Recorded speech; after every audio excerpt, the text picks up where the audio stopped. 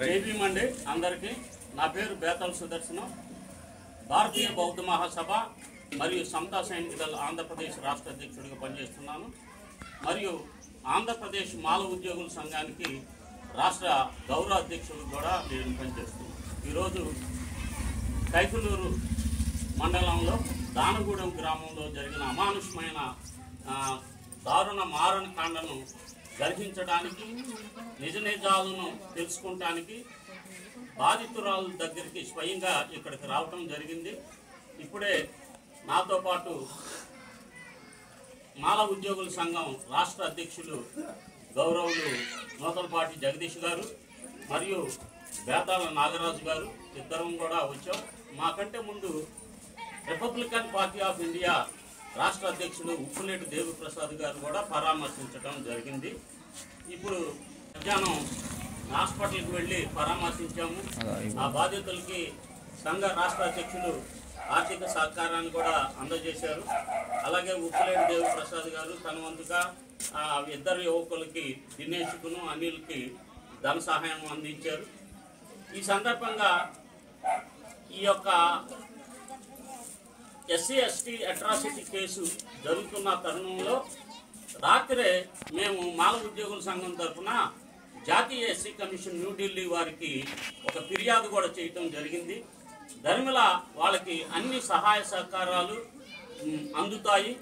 వీటిని ఈ బాధితులకు తెలియజేయడానికి నిజంగా ఏం జరిగిందో ఆ విషయాలు స్వయంగా అందరికీ అర్థమయ్యేలాగా ఈరోజు ఈ పాపని బాధితుడి యొక్క సోదరి పేరమ్మ రేఖను అడిగి తెలుసుకున్నా. ఏం జరిగిందమ్మా అసలు?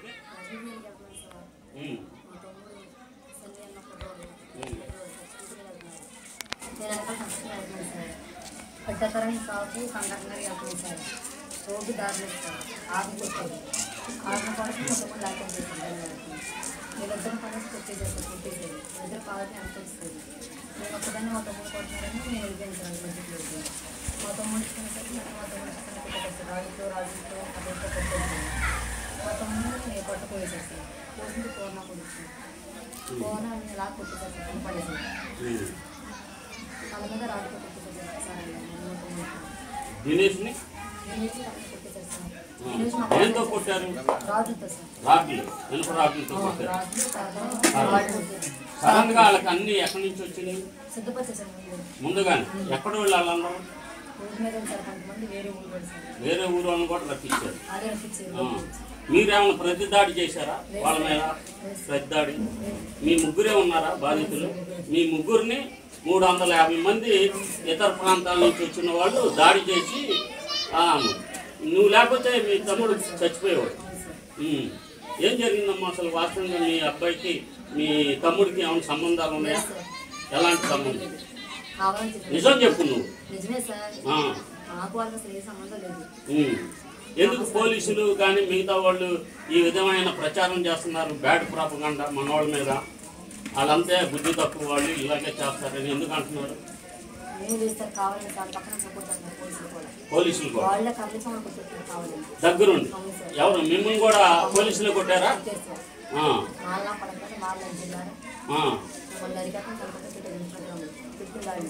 ఇన్స్టాగ్రామ్ లో పెట్టారా? ఎవరు? కాపులే. వాళ్ళలో ఎవరు?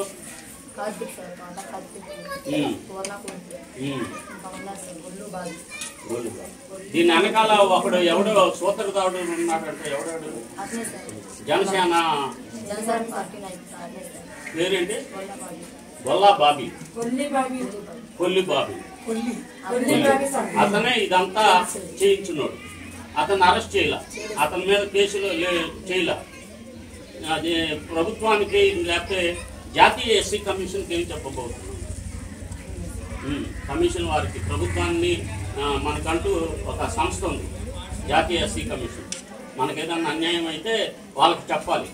నీకు ఎలాంటి న్యాయం జరగాలని కోరుకుంటున్నాం? శిక్ష పడాలి. మీ తమ్ముడు ఏం చదువుకున్నాడు? ఏదైనా ఉద్యోగం అడుగుతావా గవర్నమెంట్ని బాబు కోసం? వాళ్ళిద్దరు ఏం చదువుకున్నారు? వాడు ఇంటర్మీడియట్ చదివినట్టున్నాడు దినేష్ గారు. 10th క్లాస్ చదివాడు, వాళ్ళకి ఉద్యోగం, అలాగే కాంపెన్సేషన్ వాళ్ళకి ఇస్తాం. డెఫినెట్గా ఎఫ్ఐఆర్ అయిన తర్వాత వాళ్ళకి ఎటువంటి పరిస్థితుల్లో డబ్బులు మీ అకౌంట్లోనే పడతాయి. ఎవరి అకౌంట్లో పడవు, డైరెక్ట్గా మీ అకౌంట్లోనే ఆ డబ్బులన్నీ పడతాయి. ఇంకా ఏమన్నా మన వైపునే తప్పులు ఉన్నాయని భావిస్తున్నావా? నిజం చెప్పు. పోలీసులు ఎందుకు ప్రచారం చేస్తున్నారు?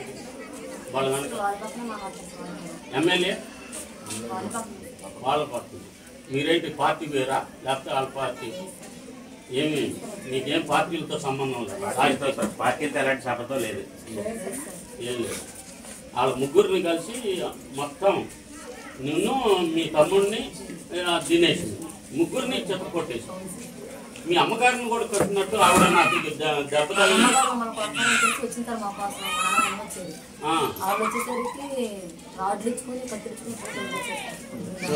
వాళ్ళు ఇప్పుడు ఏం చెప్తున్నారంటే మీరే కర్రలతో వెళ్ళి దాడి చేయడానికి ఒక 50 మంది వచ్చారు అని పోలీసులు సూచిస్తున్నారు. కనుక మీరందరూ ఒక మాట మీద ఉండి జాతీయ ఎస్సీ కమిషన్ కూడా వస్తుంది ఈ విషయం మీద. జాతీయ ఎస్సీ కమిషన్ రమ్మని చెప్తాను. అది కూడా నేను ఇవాళ రాత్రికి అప్పీల్ చేస్తాను.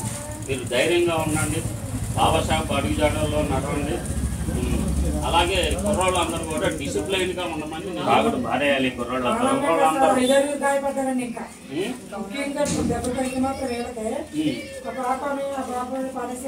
మీరు ఏం చేస్తారంటమ్మా, ఇమీడియట్గా ఆ పిల్లల్ని గవర్నమెంట్ హాస్పిటల్కి వెళ్ళి ఇలా జరిగిందని చెప్పి ఎమ్మెల్సీ కేసు చేయమని చెప్పండి. వాళ్ళకు కూడా కాంపెన్సేషన్ వస్తుంది. ఇప్పుడు కూడా వెళ్ళొచ్చు.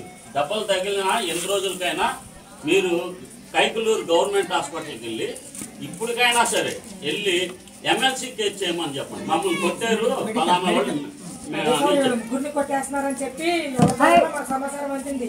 అంతేసరికి మరి తల్లి తండ్రి ఇంకా కుర్రవాళ్ళు 10 మంది దాకా వెళ్ళారండి. వెళ్ళేసరికి ఉన్న 300 మంది 400 మంది 10 మంది లెక్క చదువుతానికి మొత్తం చిత్రపడేసి ముఖ్యంగా గాయపడింది ఆ అజయ్, ఆ పిల్లడికి తీసి ఈ పిల్ల ఈ పాప తమ్ముడు ప్రాణం పోయేదండి. మరి కొత్త కోసం కదండి.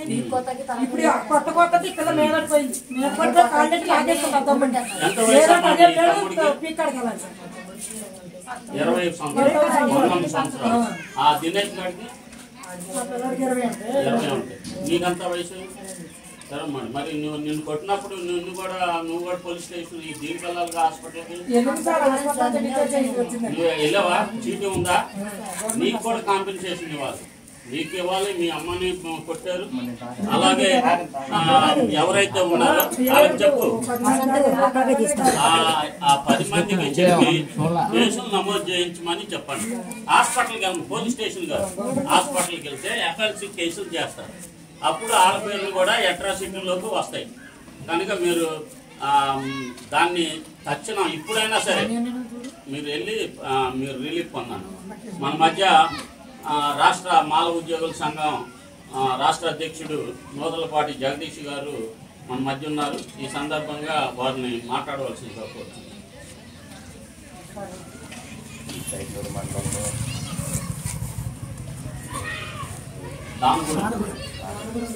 ఈ కైకలూరు మండలంలో దానగూడెంలో జరిగిన సంఘటన చాలా దురదృష్టకరం. మన మాల కులానికి చెందిన వ్యక్తుల్ని కొంతమంది దేశపూర్వకంగా దాడి చేశారని చెప్పని వీళ్ళు చెప్తున్నారు. ఈ నిజ నిర్ధారణ కోసం మేము రావడం జరిగింది. గత రోజు గారు, నేను, నాగరాజు గారు ఇవన్నీ తెలుసుకున్నాము. వీటి మీద నేషనల్ ఎస్సీ ఎస్టీ కమిషన్ కూడా రిపోర్ట్ చేయడం జరుగుతుంది.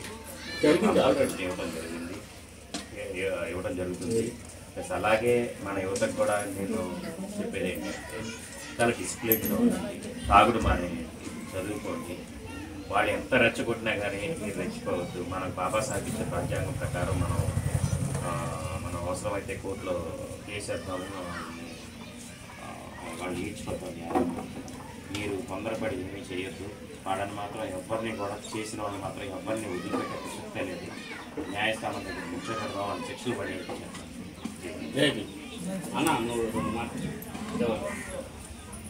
జై భీమ్, నమో బుద్ధాయ. నా పేరు ధర నాగరాజు. నేను ఇక్కడే నెగిటివ్ ఆంధ్రప్రదేశ్లో కాలేజీలో పనిచేశారని అప్పట్లో అన్నీ తెలుసు, ఏరియా అంతా బాగా తెలుసు. ఇప్పుడంటే వేరే రోజులు రావాల్సి వచ్చింది.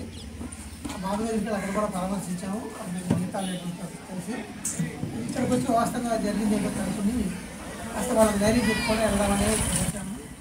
ఇది అందరికీ తెలిసిన విషయమే. ఇవి ఒక విధంగా ఈ లాస్ట్ ఎలక్షన్స్ తర్వాత అహంకారపూరితమైన దాడులు జరుగుతున్నాయి. అంటే ఏమీ లేదు, కొట్టేసిన తర్వాత మహా అయితే కేసు పెడతారు, లేదంటే సెటిల్మెంట్ డబ్బులు చేయొచ్చు. ఈ అహంకారం వాళ్ళని ఆగినట్లేదు. ఎందుకంటే తలెత్తి చూస్తే తలెందుకు ఎత్తేమని కొట్టే పరిస్థితిలో ఉంటుంది. అందువల్ల ఇది తప్పుకుంటే కుదిరేది కాదు. మనం మనం మనం దృష్టిలో పడ్డామంటే తను తిన్నామే అర్థం. తను తినేసిన తర్వాత ఏమవుతుందంటే వాళ్ళు చాలా ఈజీగా బయటకు వచ్చేస్తారు. ఇవాళ ఈ రకమైన ప్రభుత్వం బయటకు వచ్చిన తర్వాత అనేక చోట్ల జరుగుతుంది. ఇది మన ఊరు ఒకటి కాదు, అనేక చోట్ల ఆడబిడ్డల విషయంలో జరుగుతుంది, మా పిల్లల విషయంలో కూడా ఇదే జరుగుతుంది. దీనికి ఎంతో కొంత ఈ ఊరు కానీ మిగతా ఊరు కానీ మనకు ఒక స్పృహ వచ్చి ఒకళ్ళకి జరిగితే ఒక కాజీ జరిగితే 10 కాపీలు ఎట్లా అవుతాయో అట్లా 10 మంది వచ్చి ఇప్పుడు మీరు ఏమనుకుంటారు, వచ్చారు వెళ్తారు ఏం చేస్తారు అనుకుంటారు. అట్లా కాదు, ఈ ఊరు 10 మంది చదువుకున్న వాళ్ళు కానీ ఉద్యోగస్తులు కానీ వచ్చి వాడటం వల్ల ఏమవుతుందంటే వీళ్ళకి స్పృహ ఉంది, అసలు స్పృహ ఉంది అనే విషయం బయటకు వస్తుంది. ఈ బయటకు వచ్చిన తర్వాత ఏం చేస్తామనేది అది వేరే.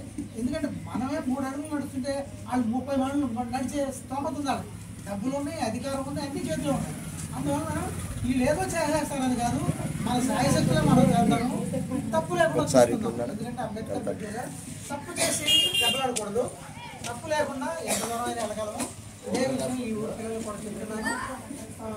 అమ్మ మేము మా సాయశక్తుల ఇది అది చేసేస్తామని మాట్లాడలేం, కానీ మా సాయశక్తుల ఈ కేసుని విడిచిపెట్టే ప్రసక్తే లేదు.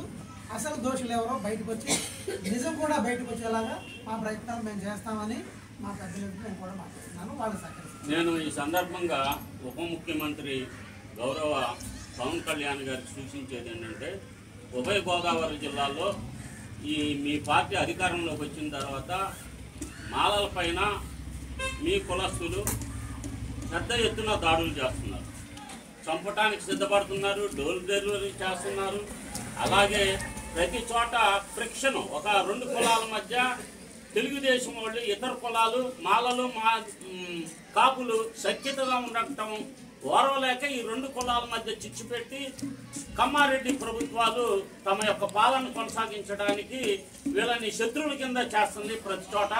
పవన్ కళ్యాణ్ గారు మీరు ఇప్పటికైనా కళ్ళు తెరిచి ఈ యొక్క దళితులందరినీ కూడా పరామర్శించి వీళ్ళకి న్యాయం చేయండి. మీరు ఎక్కడ దళితుల పైన దాడులు జరిగినా కానీ మీరు ఒక్క పర్యాయం కూడా వాళ్ళని సందర్శించడం కానీ వాళ్ళని పరామర్శించడం కానీ చేయట్లేదు. మీరు ముఖ్యమంత్రి కేవలం మీ కులస్తులకే కాదు, మొత్తం ఆంధ్రప్రదేశ్లోని అందరికి సంబంధించిన పొజిషన్లో మీరున్నారు. దయచేసి ఈ విషయాన్ని శ్రద్ధగా ఆలోచించమని నేను విజ్ఞప్తి చేస్తున్నాను.